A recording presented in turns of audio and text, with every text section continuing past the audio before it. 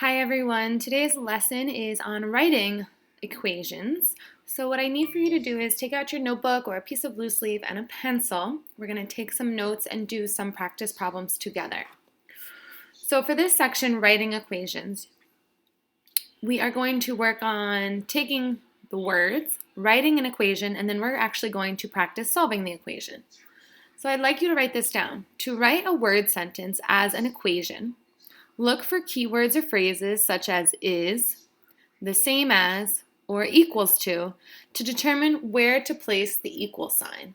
Ultimately, what we're doing is taking the last chapter, which is algebraic expressions, and using what we know about algebraic expressions to now write equations. So let's take a look at the first example. Write the word sentence as an equation. So here I have the sum of a number n and 7 is 15. So you have to look for those key words that can help us translate it into algebra. So we have the sum, which we know is the answer to an addition problem.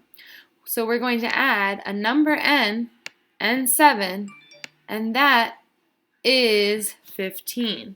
The word is means equal. So in your notes, I'd like you to write this down, the actual words, the sum of a number n, the sum of a number n and 7 is 15. And then right underneath, you're going to write what the equation we're going to get is. And it should be n plus 7, there's your sum, is 15. Okay, so I'd like you to have both the words and the algebra together in your notebook. Let's try another one. Write the word sentence as an equation, for example, 2. A number, y, decreased by 4 is 3. So we're going to highlight the key words. So I have a number, y, right? I don't know what it is, and that's okay. Decreased by 4 is 3. That's where your equal sign is going to go. So if I were to write an equation, I would take y minus 4 equals 3. Okay. Sometimes they'll ask you to take another step forward and actually solve this equation. So just as a quick review, let's then go ahead and solve this. This is y minus 4, so we're going to do the inverse, and we're going to add 4 to both sides of the equal sign. And you should get a final answer of y equals 7. And if we substitute it back into the original, a number y, in this case it's 7, decreased by 4 is 3. And that is true, so we did it correct. Let's try example 3. Write the word sentence as an equation. 12 times a number p equals 48. Okay, well this one's a little bit easy because it says it right there in the sentence. 12 times a number p equals 48. So the equation you should get is 12p equals 48. When a number is right next to a variable, right, this is the coefficient 12, this means multiply. So let's do the inverse to solve this equation and divide both sides by 12. Remember, the fraction bar means divide. So 12 divided by 12 will give us our 1p. And 48 divided by 12 is 4. So 12 times the number p, well, 12 times 4 equals 48. And that is true, so we did it correct. Let's try a real-world application. After 2 rounds, 24 students were eliminated from a spelling bee.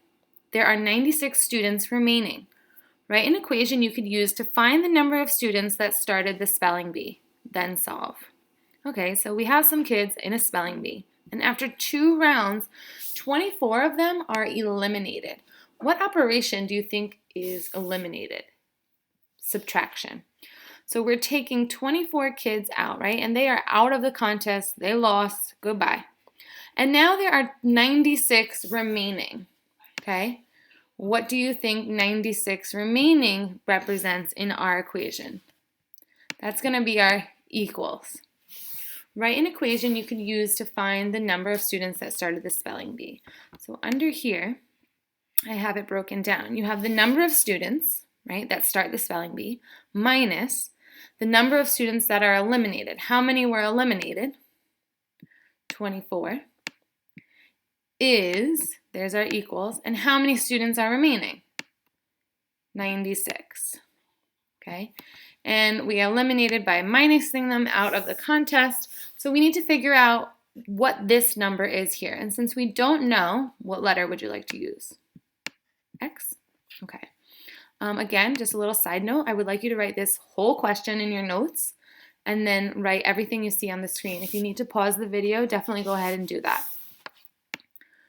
So underneath here, I said, let X equal.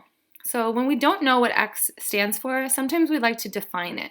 So in this, I'm going to define it as, that's the number of students who started the spelling bee.